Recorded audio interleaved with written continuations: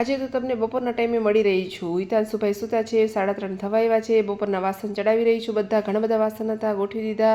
આ ભાઈ રીડિંગ કરી રહ્યા છે અને જો ઉપર પોતા કરવા આવી હતી। કેટલા કપડાં મેં ધોયા છે, કપડાં બધા જ મશીનમાં નાખ્યા હતા। ભાઈ ગયા હતા ગાંધીનગર, ત્યાંથી બધું ધોઈ નાખ્યું મેં આવીને। એનું બેગ પણ દઈ દીધું। જો હવે છે ને લીંબુ આથેલા છે એને સૂકવીને એનો પાવડર કરવાનો છે, છાસના મસાલામાં નાખવાનું છે, તડકે બહુ સરસ સુકાઈ જાય।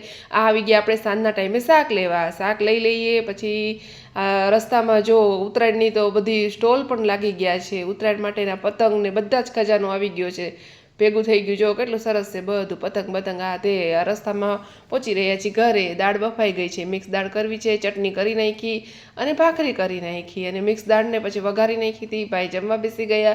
આ બાજુ આ ભાઈ પણ જમવા બેસી ગયા। અને જો આ કેમેરામેન છે ને શેના ઉપર કે શૂટિંગ કરે છે એ પણ તમને દેખાડી દીધું। અને હવે આપણે મમરાના લાડવા બનાવી રહ્યા છીએ, કારણ કે બધા સ્ટોલ જોયા તો મને એમ થયું કે ચાલો આપણે પણ ઉત્તરાયણની તૈયારી કરી જ નાખીએ થોડી થોડી। આ એક દિવસની વાર છે તો કરી નાખીએ।